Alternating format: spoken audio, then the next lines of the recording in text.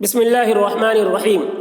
اردو کی تیسری کا پارٹ نمبر 59 اور پیج نمبر 60 اور سبق نمبر 14 آج پڑھنا سیکھیں گے۔ تو چلیے آج کا سبق شروع کرتے ہیں۔ دیکھیے، اخلاق کی باتیں۔ اخلاق کی باتیں۔ نمبر 1، مذہب کی پابندی۔ مذہب کی پابندی۔ گڈریا۔ گڈریا رات کے وقت بھیڑ بکریوں کو باڑے میں بند کر دیتا ہے۔ گڈریا، گڈریا چرواہے کو کہتے ہیں، چرواہے۔ گڈریا رات کے وقت بھیڑ بکریوں کو باڑے میں، باڑے جہاں پر بھیڑ بکری کو باندھتے ہیں اسے باڑا کہتے ہیں، باڑے میں بند کر دیتا ہے۔ دن کو جنگل میں چرانے لے جاتا ہے۔ دن کو جنگل میں چرانے لے جاتا ہے اور انہیں اپنی حفاظت میں رکھتا ہے، اور انہیں اپنی حفاظت میں رکھتا ہے۔ بھیڑ بکریوں کو اختیار ہے۔ بھیڑ بکریوں کو اختیار ہے، جس طرح چاہے چلیں پھریں، اچھلیں کودیں، کھائیں پئیں، بولیں یا چپ رہیں۔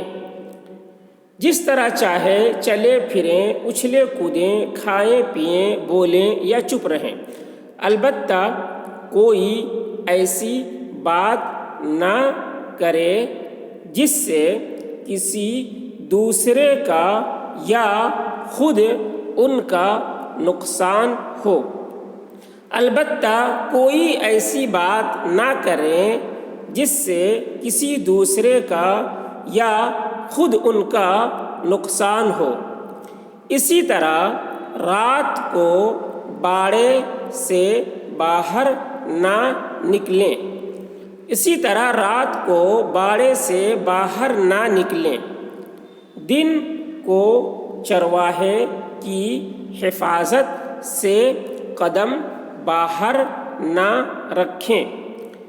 دن کو چرواہے کی حفاظت سے قدم باہر نہ رکھیں۔ ان باتوں میں ان کا اپنا ہی فائدہ ہے۔ ان باتوں میں ان کا اپنا ہی فائدہ ہے، کیونکہ اگر وہ یہ باتیں نہ مانیں تو اپنی جان کھو بیٹھیں۔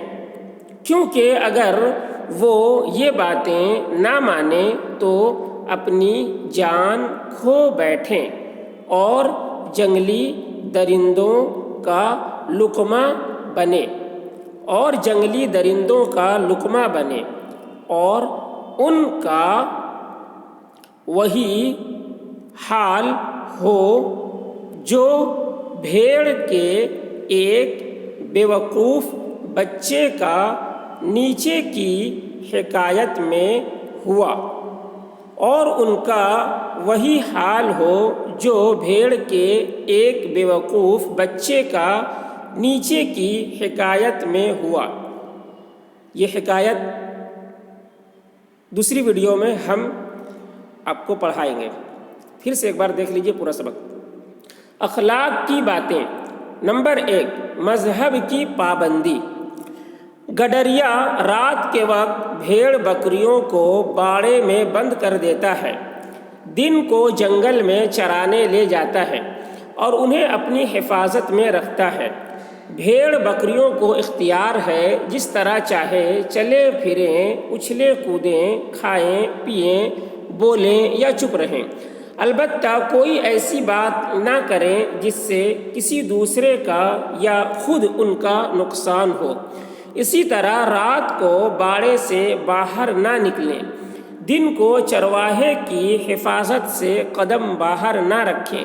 ان باتوں میں ان کا اپنا ہی فائدہ ہے، کیونکہ اگر وہ یہ باتیں نہ مانیں تو اپنی جان کھو بیٹھیں اور جنگلی درندوں کا لقمہ بنیں، اور ان کا وہی حال ہو جو بھیڑ کے ایک بیوقوف بچے کا نیچے کی حکایت میں ہوا۔